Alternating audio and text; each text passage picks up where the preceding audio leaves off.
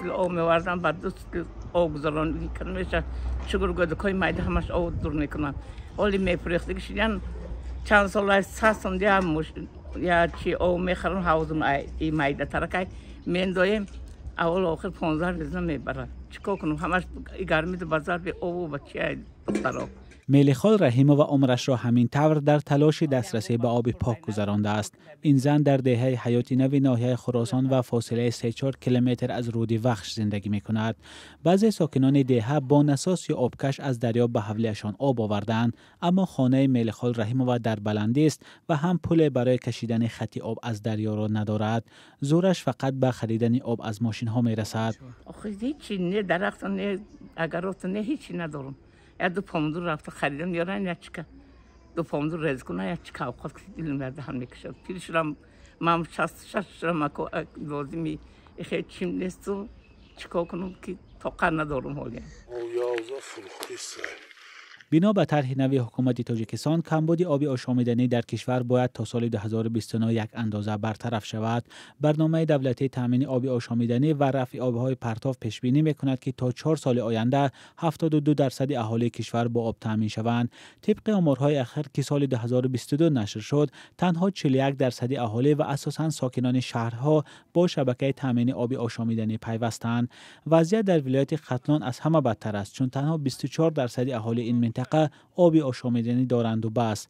در بسیار دهه‌های تاجیکستان ساکنان مجبورند از دوره چند کیلومتر به خانه‌شان آب کشانند و یا از ماشین‌ها آب خرند. در برنامه حکومتی این نکته تصدیق شده است که در اکثر شبکه‌های آب تامین کننده دهات نظارت استحصال صفت آب عملاً وجود ندارد.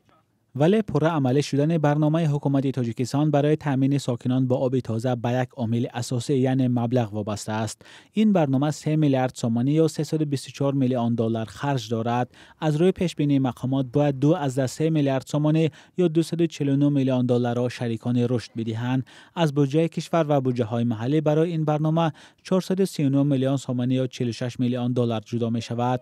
فعلا معلوم نیست که کدام سازمان حاضر است به تاجیکستان 2 میلیارد سومانی بدهد.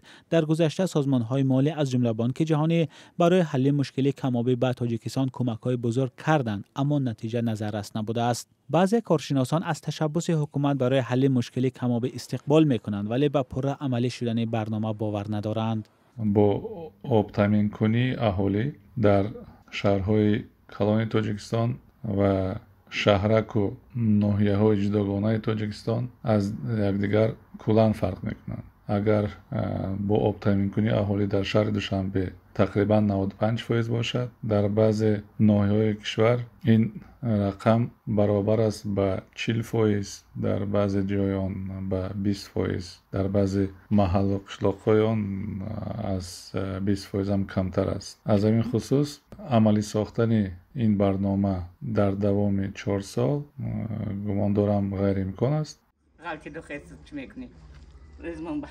قهرمان گزارش ما حالا تنها یک آرزو دارد. می‌خواهیم که ما هم به قطار دورندهای آبدار شویم، چطور شویم که یا چیکار و سازی بگیریم یا چیکنیم بخوریم. بیش از نصف آبهای آسیای مرکزی از کوه و دره‌های تاجیکستان سرچشمه می‌گیرند. مقامات تاجیکستان برای حل مشکل آب در جهان به سازمان ملل پیشنهادها فرستاده در دوشنبه چند همایش بزرگ گذراندند، ولی با وجود این تا حال بیش از نصف اهالی در داخل کشور از نرسیدن آب شکایت می‌کنند. مولا رجب یوسفی، رادیوی آزادی، دوشنبه.